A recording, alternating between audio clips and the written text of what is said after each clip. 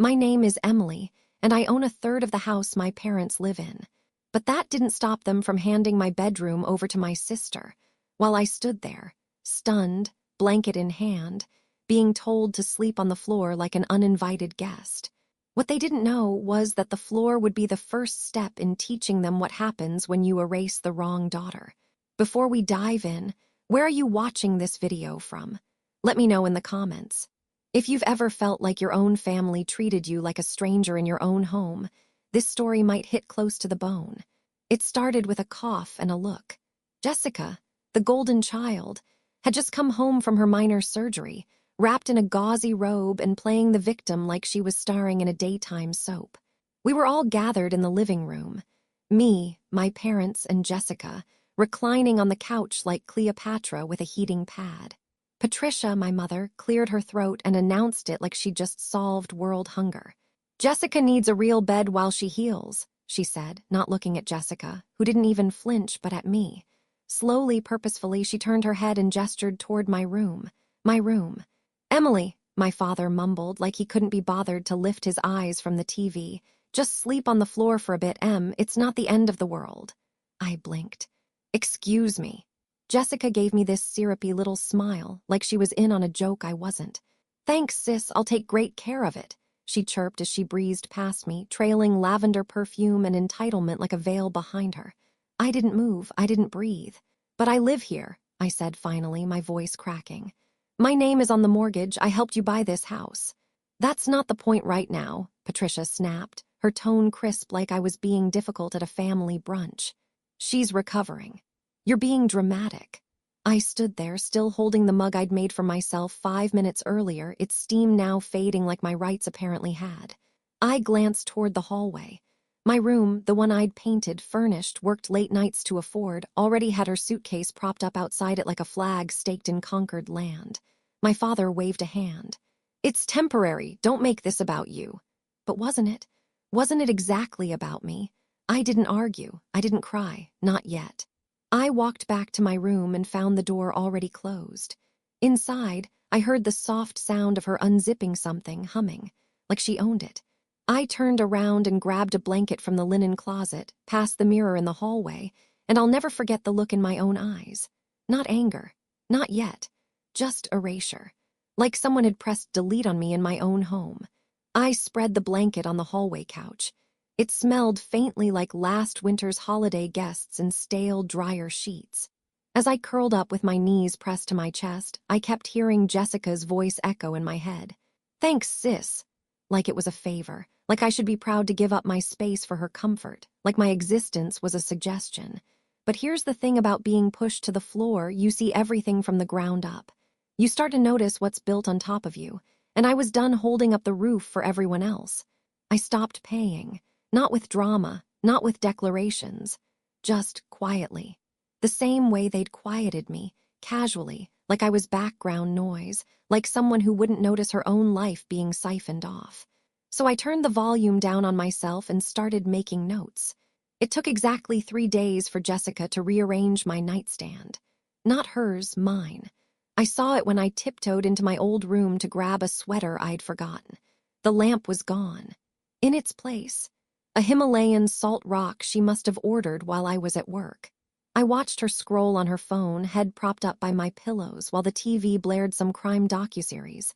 She didn't even flinch when I opened the door, just waved.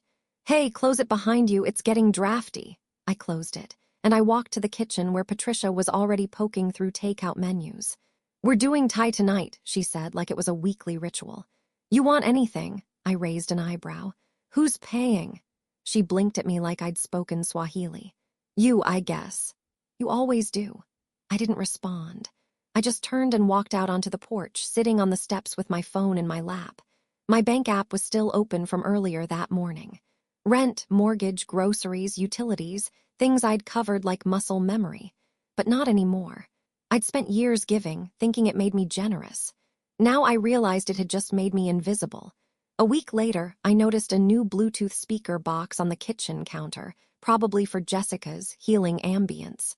Patricia was gushing about it to someone on the phone. "It's just the little luxuries, you know," she said, twirling the phone cord like a teenager.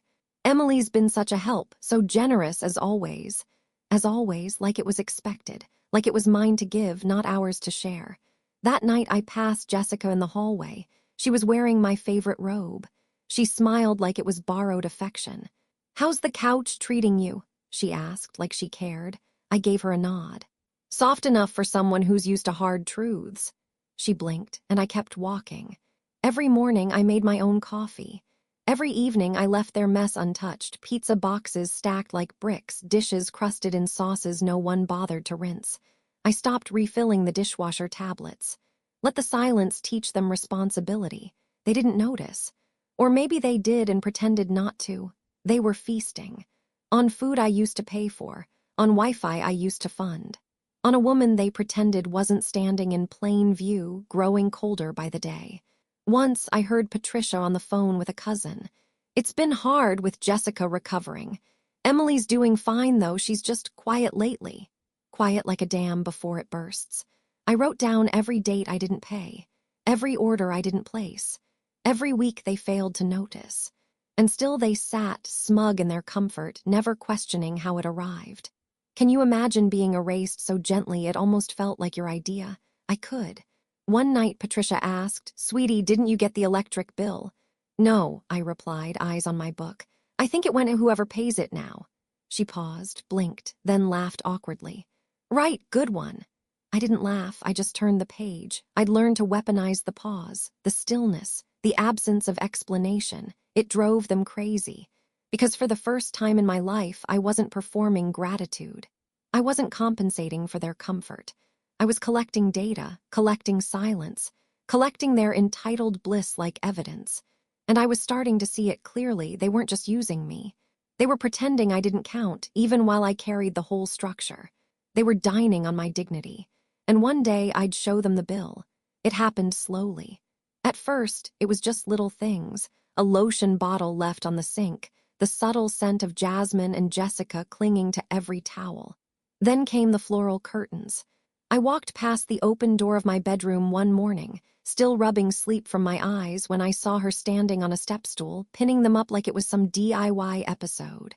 Bright pink roses against a gauzy cream, her signature aesthetic, delicate, performative, suffocating. "Oh my God," Jessica said, laughing. "It finally feels like mine." Mine. That word landed harder than I expected, like a kick beneath the ribs. I froze in the hallway, holding a mug of lukewarm coffee, and waited for her to correct herself. To say, "I mean yours, I mean temporary." But no. She just fluffed the curtains like a debutante preparing a stage. Patricia leaned against the doorframe, sipping from the mug I bought her last Mother's Day, the one that said Queen Bee. Her lips curled into a chuckle. "Honestly," she said, "Em was never really home much anyway." They didn't even say it in a mean tone. Just factual.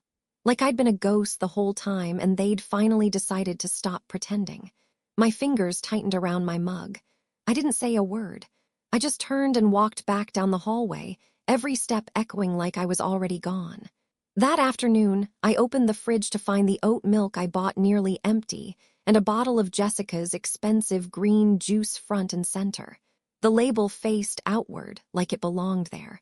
My protein bars were gone. Again. When I asked about them, Patricia blinked like she was surprised I was speaking. "Oh, honey, those. Jessica needed something with fiber, her digestion's all over the place from the meds." Right, of course. Because her stomach came before my existence. It was a Tuesday when I officially became background noise. Jessica was on the phone in the kitchen, pacing in socks across the tile I had chosen during renovations. "Yeah, I'm in the bigger bedroom now. It just suits my energy better," she said with a laugh. "The couch isn't bad. Emily's cool with it." Cool with it, like I'd offered. Like I was some bohemian drifter who enjoyed collapsing on a dusty fold-out while strangers redecorated her sanctuary. I stood just around the corner, invisible again. I could have said something. I could have walked in and reminded her I bought the mattress she now slept on. The one she flopped onto like a spoiled cat. But I didn't. Because at this point, I wanted to see how far they'd go. What else they'd claim. What else they'd rewrite while I stood there, silent witness to my own fading. It was Patricia who broke the next piece off. She told Aunt Claire on speakerphone, loud enough for me to hear while I rinsed dishes that weren't mine. "It's nice having Jess here. Emily's fine, she's never been the nurturing type anyway. Bit cold, honestly. Always working or hiding in her room. Always hiding." She said it like it explained everything. Like I had shrunk myself out of relevance instead of simply trying to exist in peace. I wiped my hands on a dish towel and stared out the kitchen window at our wilting garden. Mine. I'd planted that garden 2 springs ago. The tulips were dying in silence, just like me. Later that week, I caught Jessica pulling books off my shelf. "I just needed something light," she said, flipping through my dog-eared copy of The Glass Castle. "Hope you don't mind." She didn't wait for permission. She never did. I almost asked her what she thought of it. I almost tried to connect like I used to, but I swallowed it. Because some parts of me were still mine and I wasn't offering them up for consumption anymore. That night, I walked into the bathroom and found my toothbrush in the drawer instead of the holder, replaced without warning by Jessica's. Even my bristles had been evicted. A phantom. That's what I was. A ghost with a bank account. A silent partner in someone else's life. And they were laughing behind a door I used to close when I needed to breathe. But I was done being erased. I was watching, listening. And when they finally noticed the quiet, it would be too late. There's a sound you can only hear when you stop speaking. When you go so silent, the walls start listening back. That was the kind of silence I was living in. Still, controlled, dangerous.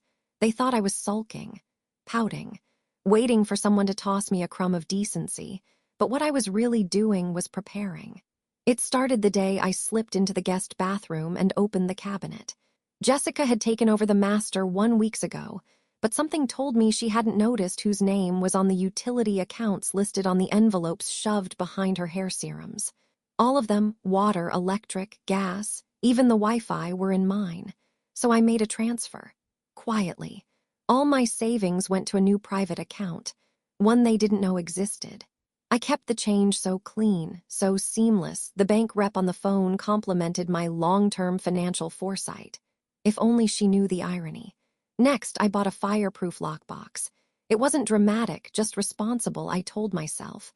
I placed my birth certificate, tax forms, loan paperwork, and every receipt I had for major purchases inside, including the mortgage agreement, with my name, my credit, my money. They'd erased me from my room, but they hadn't thought to touch the foundation. I wasn't plotting revenge. Not exactly. I was reclaiming what I'd handed over without realizing the cost. A week later, Jessica yelled from the bedroom, my bedroom, "Hey, the internet just cut out mid-movie." I stirred my tea slowly, the corner of my lip twitching. Must be an outage. I didn't mention I'd unplugged the router that morning and slid it into the lockbox like a trophy. She stomped down the hallway. "Seriously, Em. I'm sure it'll come back," I said mildly, eyes still on my book. Patricia appeared in the kitchen doorway 10 minutes later. "Did you pay the bill this month?" I looked up, calm. "No." The quiet that followed was delicious. Jessica crossed her arms. "Well, can't you fix it?" "No," I replied and took another sip. They exchanged a look, confused, but neither pushed harder, because they still believed I was just off, moody, maybe hormonal. They hadn't yet realized I was watching them mismanage my generosity like children with a stolen credit card. And I wasn't going to explain, because power doesn't always announce itself. Sometimes it changes the locks without a sound. By the following weekend, I'd shut off my auto payments, deleted my card info from the food delivery apps they use so generously. And slowly, oh so delicately, I began leaving the house more often. Coffee shops, libraries, places with Wi-Fi they couldn't leech from. I'd go for hours, return with a latte and a journal full of notes. Ideas, plans. They never asked where I'd gone. Probably assumed I was finally learning how to be less uptight. Jessica even complimented my chill vibe.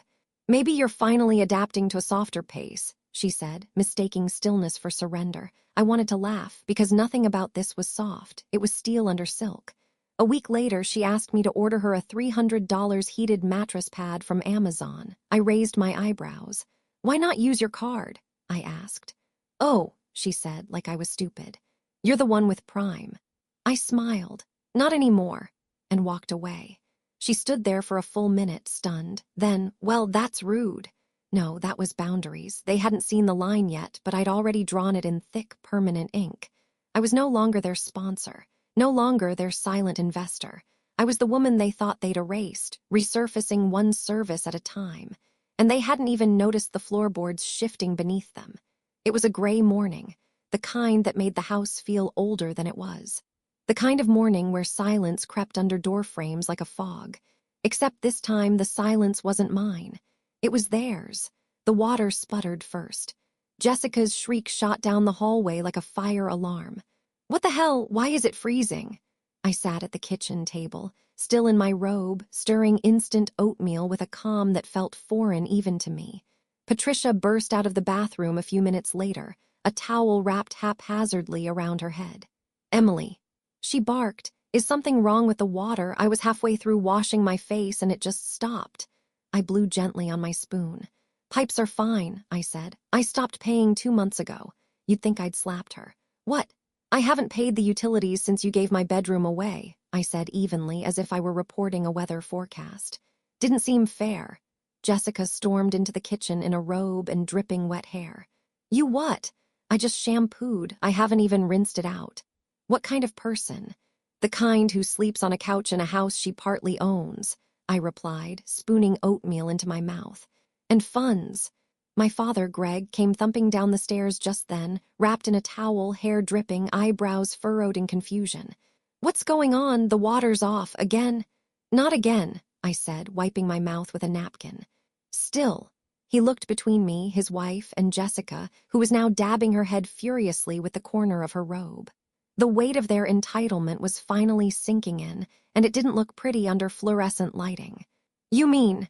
He started, slow, cautious, like he was trying to phrase it in a way that wouldn't make him complicit.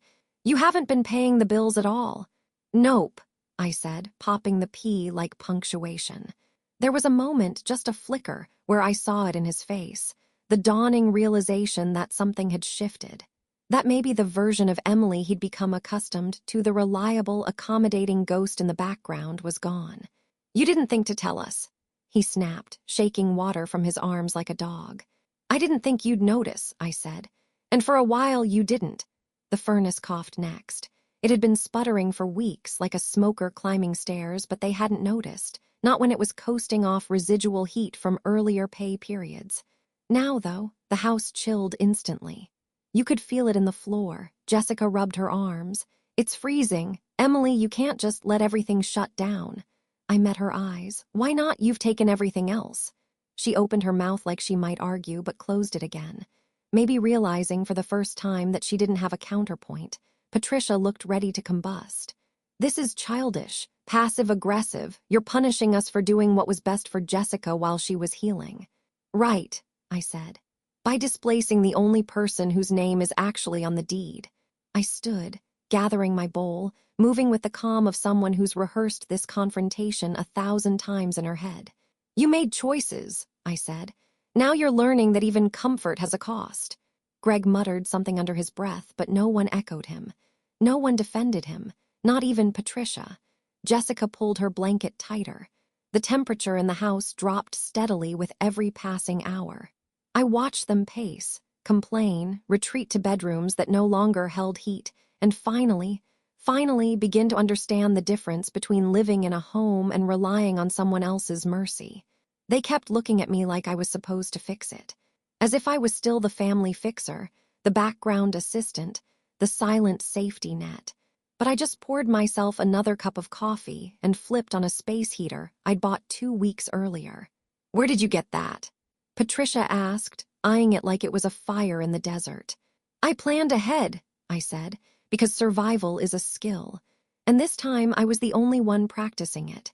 The next morning came with wind, bitter autumn gusts that howled through the window seams and made the whole house sound like it was exhaling in pain. I woke up to the sound of Jessica stomping across the hardwood floors, not walking, stomping. She emerged from my old bedroom, still in her robe, hair knotted, face scrunched in theatrical agony, and collapsed dramatically on the couch, one arm slung over her forehead like she was auditioning for sympathy. My back is killing me, she moaned. The mattress is too soft, I need heat, and Epsom salts, and a real meal. Then louder, "Emily!" I didn't answer right away. I was folding laundry on the dining room table, ignoring how her voice echoed like entitlement bouncing off cold walls. Finally, I looked up. "Yes," her eyes narrowed. "You're seriously going to let me suffer after everything I've been through?" I blinked. "Suffer? I'm in recovery," she said, as if that explained her tone. "And now there's no hot water, no heat, my muscles are seizing up. You're ruining my recovery. This is actually abusive." The word hung in the air, too big and too sharp for her mouth. Across the room, Patricia stirred from the armchair she'd wrapped herself in like a cocoon. "She's right," she muttered, not looking up. "This isn't how a daughter behaves." That did it. I folded the last towel slowly, deliberately, then walked to the kitchen, poured myself a glass of water, and leaned against the counter. "You want to talk about daughters," I said, voice low and clear. "Let's talk." They both looked at me like I'd just stood up in church and swore. Jessica shifted upright. "Oh, please, you've made your point. You're punishing us." "No," I said, "I'm demonstrating." "Demonstrating what?" Patricia snapped. "That you can be cruel." I nodded slowly, lips pressed into a tight smile. "The kind of cruel that sleeps on the floor while you two redecorate my room with my own money." They went quiet. Jessica sat back against the cushions, her lips parted slightly like the sentence had stunned her. "I didn't make this situation," I continued. "I didn't choose this. I just finally stopped holding up the parts you didn't notice." Patricia looked like she wanted to argue, but couldn't find the angle. "You handed her my room," I said, eyes flicking between them. "Told me to sleep on the floor, ignored that I pay for this roof, expected me to keep smiling while you erased me in real time."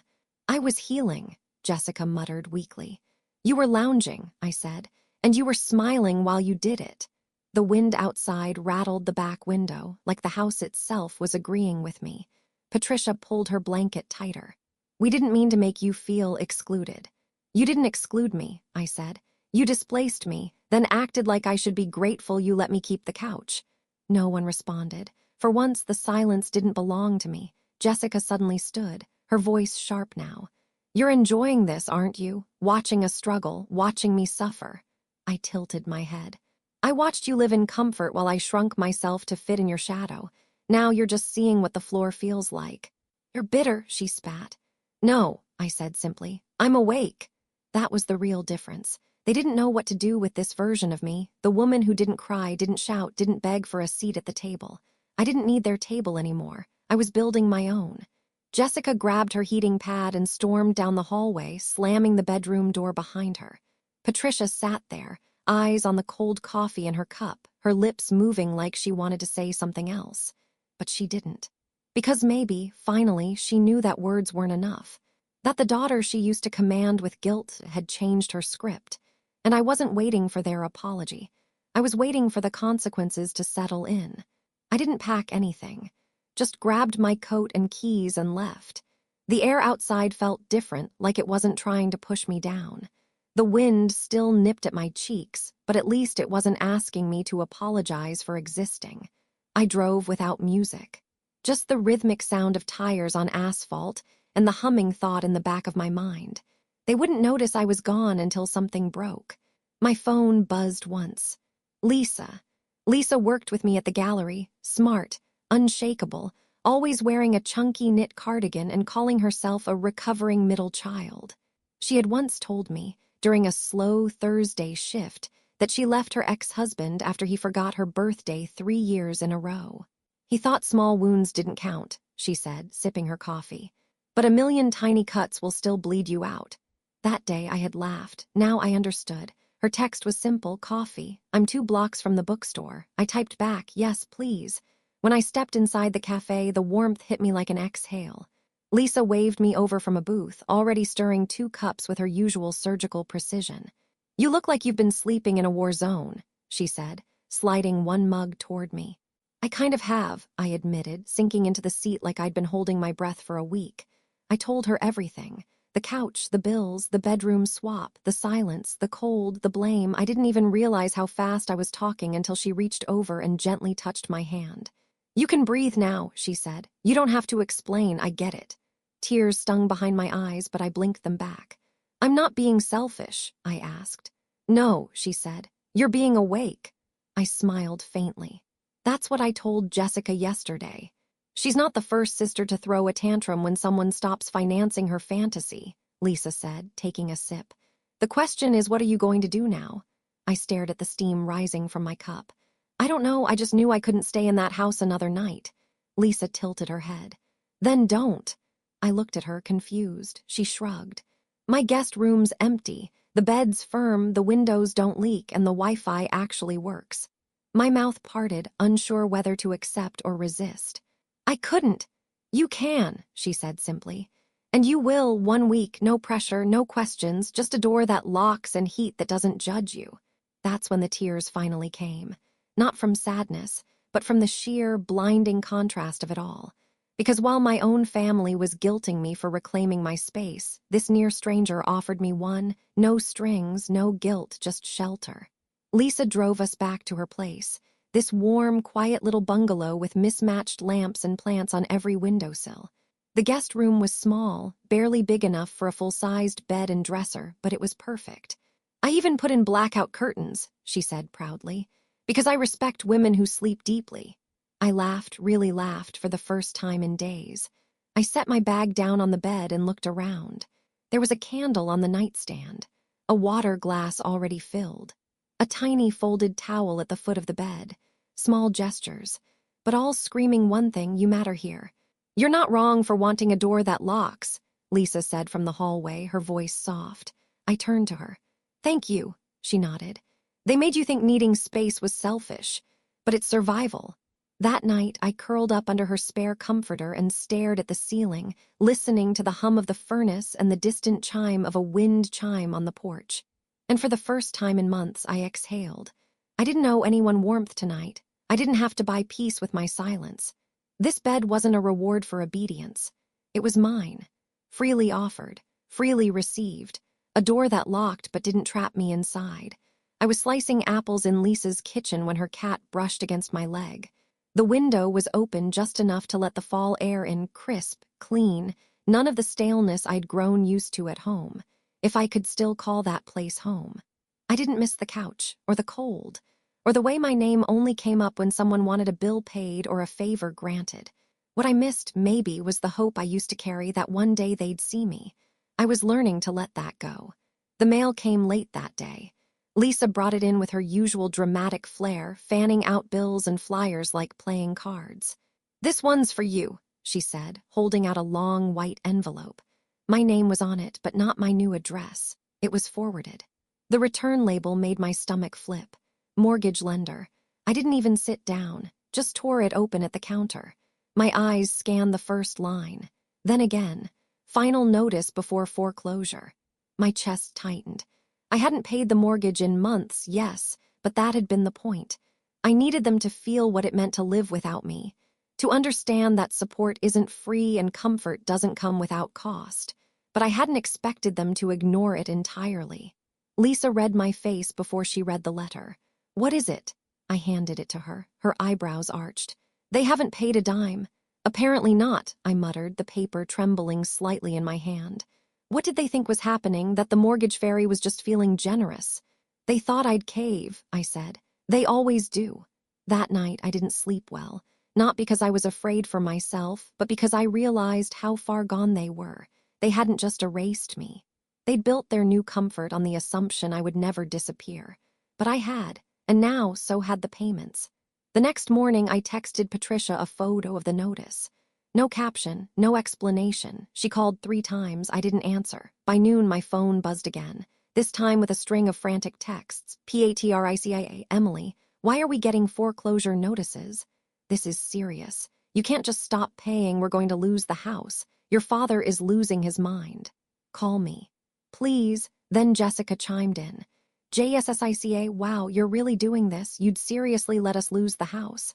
I'm injured, Em. I can't be dealing with this stress. This is low even for you, even for me. I stared at the screen for a long time. Lisa was watching me from the couch, tea in hand. You don't have to respond. I know, I said, but I'm going to. That night, I sat down with my laptop and wrote the first full sentence I'd sent them in weeks. You relied on me like I was invisible. Now you'll see I was holding it all together. I didn't wait for the reply. I shut the laptop, placed it beside me, and let the truth of it settle in. They'd built their lives like I was scaffolding. Temporary, supportive, out of sight. But now they could see the structure for what it was, cracked, because without me, there wasn't just a missing payment, there was a missing pillar. And they'd never even noticed I was the one holding up the house they'd turned into a castle for themselves. If I'd been the version of myself from 6 months ago, I might have cried, apologized, offered to fix it all with another payment and a peace offering. But that Emily was gone, not buried, just retired. This version of me, she scheduled a meeting with a real estate attorney. His office smelled like old paper and quiet victories. Mr. Harris was in his 60s, with thick glasses and the kind of face that made you feel like he already knew how your story would end. He just wanted to hear how you tell it. "So," he said, steepling his fingers as I laid down the mortgage documents, "walk me through it." I did. The partial ownership, the silent payments, the takeover of my bedroom, the months of being erased and expected to keep writing checks from the shadows. He nodded slowly, flipping pages with care. "And they've never contributed." I shook my head. "Not a dime, not a signature, nothing official." "Interesting," he murmured. "Because this," he tapped a line in the deed, "is the clause you'll want to look at." It was buried in the legal language, but there it was. A condition that allowed for a buyout of non-contributing residents in cases where sole financial responsibility could be proven for more than 12 months. "And you've been paying for how long?" 3 years, I said. He looked at me over his glasses. "You're sitting on leverage. Possibly the whole house." I sat back in the leather chair, my heart not racing, but clicking, like pieces falling into place, like locks finally accepting the right key. "I want a file," I said. "Not out of spite, just, I want it back." "You don't need to justify that," Mr. Harris replied. "You're not taking anything, you're reclaiming." The paperwork was filed that week, quietly, just like everything I'd done so far. I gathered every receipt, every digital trail. Mortgage payments, utilities, groceries, even emails where Patricia thanked me for handling the boring adult stuff. Lisa helped me pack a small box of essentials from her place, just in case. "You're going back?" she asked. I nodded. "Not to fight, just to finish what I started." I wasn't seeking confrontation. I wasn't craving revenge. I was asserting presence. They had told themselves a story where I faded out of the picture. I was about to rewrite it on paper in court and eventually with keys. I drove by the house one evening just before sunset. The porch light was flickering. The blinds in my room were half closed and crooked. A wind chime clinked somewhere, but the house looked dim. Not abandoned, but definitely less alive than it used to be. Because comfort had left with me. And without someone to keep the lights on, even homes grow cold. Inside my bag, tucked in a folder between forms and receipts, were the new papers. My name, my control, my future. There would be no angry showdown. No screaming matches in the driveway, just a quiet return, not for reconciliation, but for reclamation. The morning I reclaimed the house, it wasn't raining. It wasn't storming. There was no dramatic thunderclap or crashing wind to soundtrack the shift. Just crisp blue skies and brittle October sunlight, quiet, like justice done right. I pulled into the driveway with the papers in my passenger seat. The mailbox still bore my name, faded but unchallenged. The front yard, once my pride, was patchy and brown. The hydrangeas I'd planted had withered into stalks. The front door was open. Jessica and Patricia were dragging out duffel bags, not packed with urgency, but with the clumsy heaviness of people who still thought they might talk their way back in. A borrowed tent sat half erect on the lawn. The poles tangled. A sleeping bag flopped out like a tongue, defeated. Patricia looked up, squinting in the sun, her lips thinning when she saw me. "Well," she said, "you finally showed up." Jessica was sitting on the porch steps, arms wrapped around her knees. Her hair was limp, her face paler than usual. "The furnace gave out completely," she said dully, as if the house itself had betrayed her. "It's not your house anymore," I said calmly, stepping onto the walkway. Patricia scoffed. "You can't be serious." I reached into my bag and handed her the notice, signed, filed, notarized. Her eyes scanned it with growing disbelief. "You went to a lawyer?" She asked, like that was the real betrayal. "No," I said. "I went to the truth." That's when the whispers began. Mrs. Havorson from across the street appeared behind her rose bushes, holding pruning shears like binoculars. Mr. Palmer peeked over the fence with a mug in hand. Even the Walker twins paused their morning jog to slow near the driveway. Patricia noticed. Her voice dropped into a hiss. "You're embarrassing us." "No," I said, loud enough for the neighbors to hear. "I'm just finally visible." Jessica groaned from the steps. "You don't have to kick us out, we're family." I tilted my head. "Were we family when I was sleeping on the floor while you called my room yours?" Silence. I walked past them, unlocked the front door, my front door, and stepped inside. It smelled like dust and forgotten responsibilities. In the entryway, there was a pile of unopened mail. I moved it aside, set my bag down, and breathed. Not because I had won, because I had returned to myself.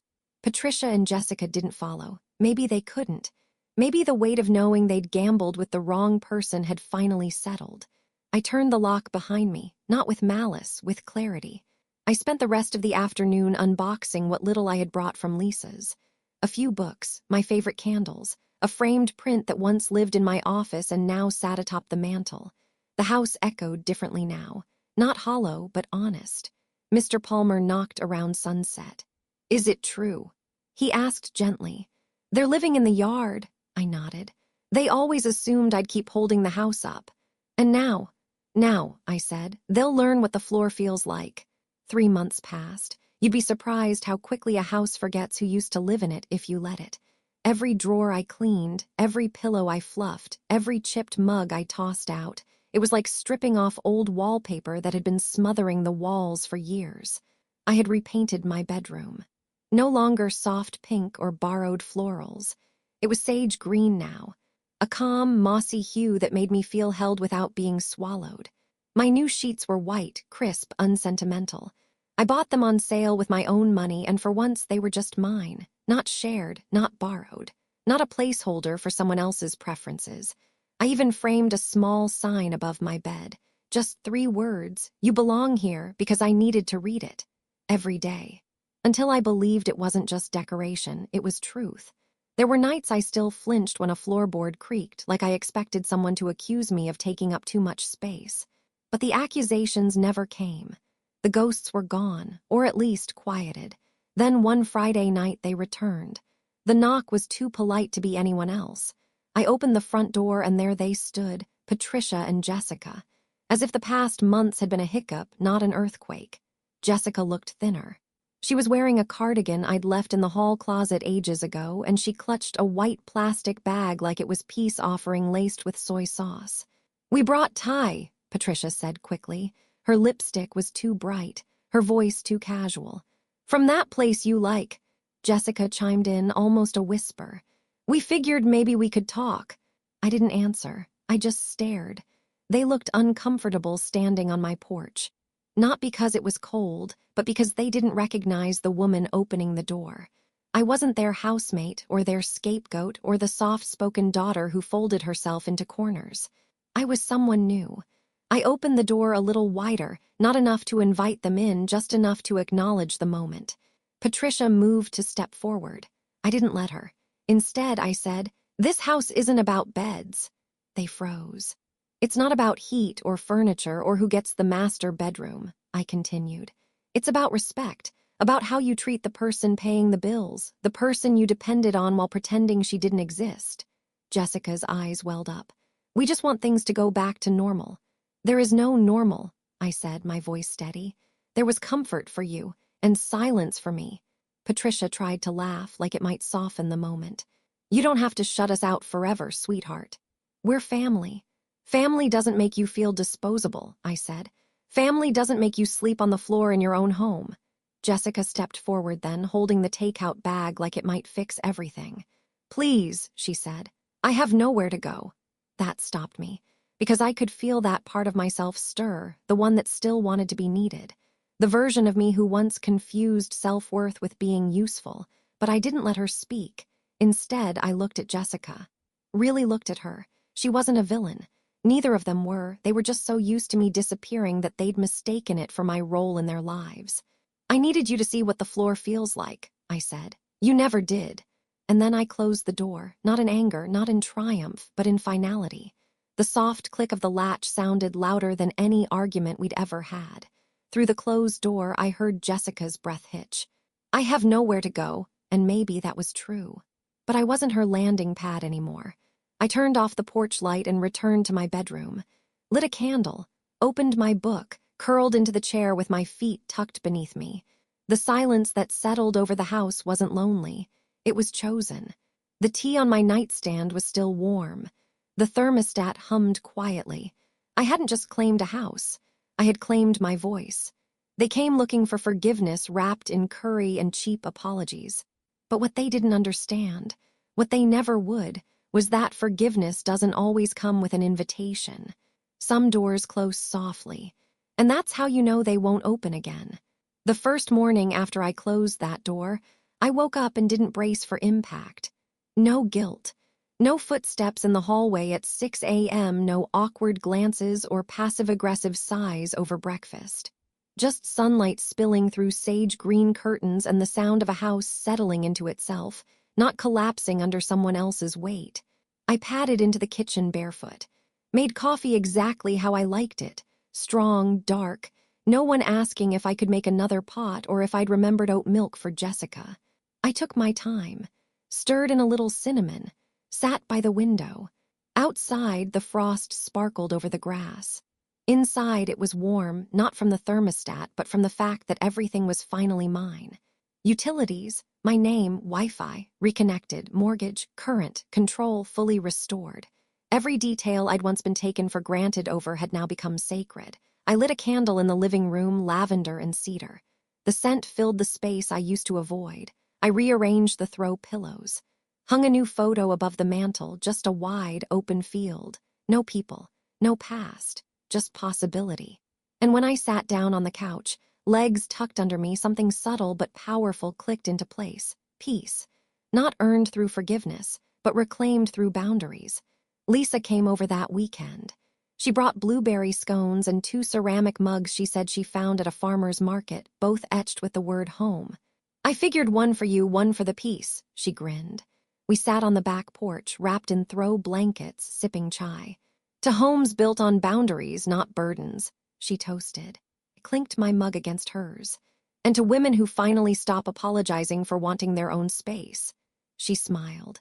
Took you long enough, I chuckled. Yeah, but now I'm the only one who holds the keys.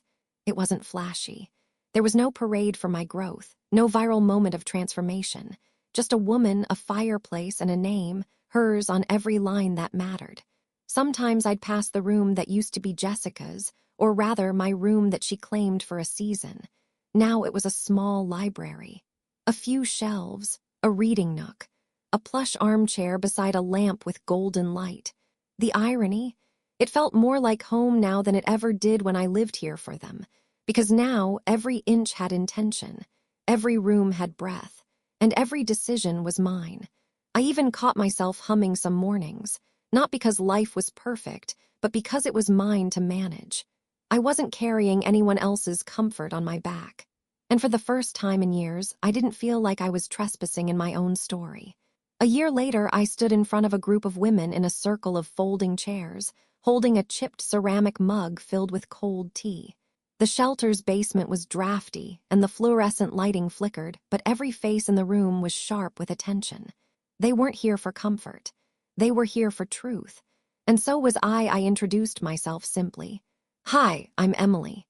I used to believe that love meant shrinking, that being useful was the same as being seen. Several heads nodded. No one asked for more than that. Every woman in that circle knew what it meant to be erased by people who claimed to care. I paid the bills, I continued, but I slept on the floor. I bought dinner, but no one remembered to ask if I was hungry. I gave them warmth, but they never checked if I was cold. A woman in the back, Sharon, with a bruised wrist and a voice that barely rose above a whisper, asked, "So what did you do?" I smiled. I disappeared, quietly, and they only noticed once their comfort cracked. The women didn't clap. They didn't cry. They nodded, small, steady motions of understanding. Like I had said something sacred out loud that most people don't dare admit. You matter more when you stop being their utility. That shelter became a second home over the next months. I wasn't a counselor. I didn't have degrees or checklists, but I had a story. And sometimes that's more powerful than paperwork. I told them how I moved in with Lisa, how I slept in a guest room smaller than a closet but felt like a queen, how I stopped paying for people who treated me like an appliance, how I walked back into my house, not to beg but to rebuild. I told them how no one thanked me for holding it all together, but that wasn't the point, because now I thank myself. One evening, after leading a session, I came home, kicked off my shoes, and walked straight into the room that once held someone else's perfume and misplaced throw pillows. Now it was my sanctuary. Books lined the wall. A diffuser misted lavender into the air. The armchair beside the window had an indentation in the cushion from nights spent reading until I couldn't keep my eyes open. I kept that room perfect, untouched by guests, sacred. Because every woman needs a space where she isn't performing, hosting, or managing someone else's comfort. A space where she's not useful, she's just whole. Sometimes when I sit in that chair with tea and a quiet heart, I think about Patricia and Jessica. I don't hate them. I don't need them. But I remember. I remember that soft click of the door closing, the sound of peace that wasn't granted, but chosen. And I remember the exact moment I realized the only apology I'd ever needed was the one I gave to myself, for staying too long, for giving too much, for waiting to be seen. At the shelter, we often ask each other a question: when did you finally know you mattered? And for me, it was the moment they stopped looking for me in the house and started realizing it had only stood upright because of me. They only noticed me when I disappeared, I tell the women now with a small, honest smile. And that's when I realized I mattered most.